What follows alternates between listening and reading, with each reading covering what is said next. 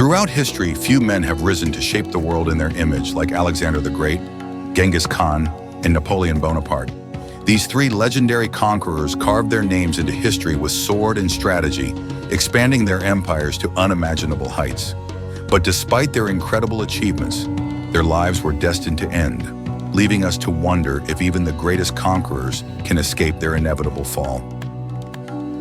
Alexander the Great became king of Macedonia at just 20 years old. Ambition burned in his soul, and he quickly set out to conquer the known world. His military genius was unmatched. He never lost a single battle. Leading his armies from Greece through Persia, into Egypt, and even as far as India, Alexander was a master of tactics. His lightning-fast strikes and bold strategies crushed enemies much larger than his forces. He toppled the mighty Persian Empire and declared himself the ruler of one of the largest empires the world had ever seen.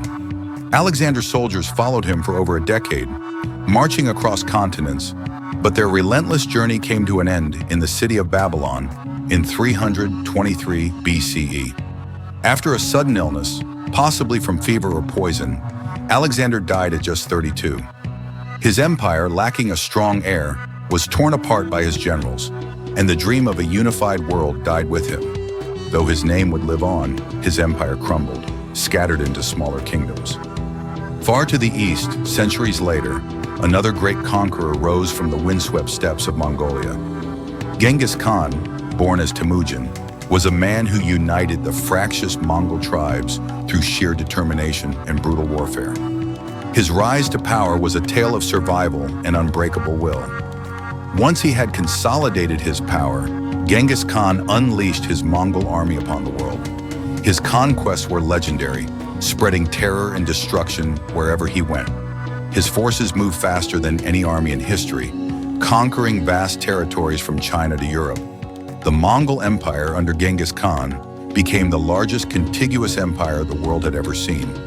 Yet in 1227, while on another campaign, Genghis Khan fell ill and died under mysterious circumstances.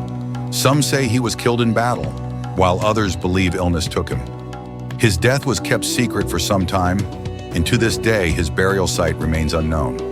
Even in death, Genghis Khan remains a figure of legend. Although his empire continued to grow under his descendants, it would eventually fracture and fall apart without his unifying presence. In the early 19th century, the world witnessed the rise of another conqueror, Napoleon Bonaparte. Unlike Alexander and Genghis Khan, Napoleon did not come from royalty or a noble background. Born on the small island of Corsica, he rose through the ranks of the French military during the French Revolution. His brilliance on the battlefield and his tactical genius propelled him to power. Napoleon crowned himself Emperor of France and set out to dominate Europe.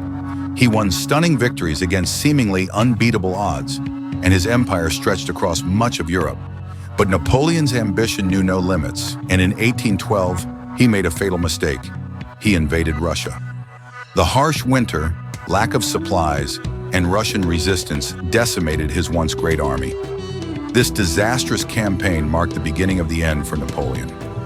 In 1815, he met his final defeat at the Battle of Waterloo. Captured and exiled, he was sent to the remote island of St. Helena in the South Atlantic.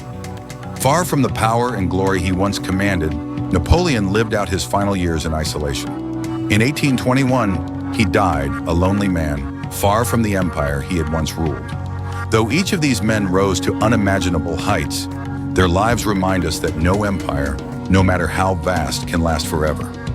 Alexander the Great, Genghis Khan, and Napoleon Bonaparte reshaped the world in their image. But in the end, they too met their fate.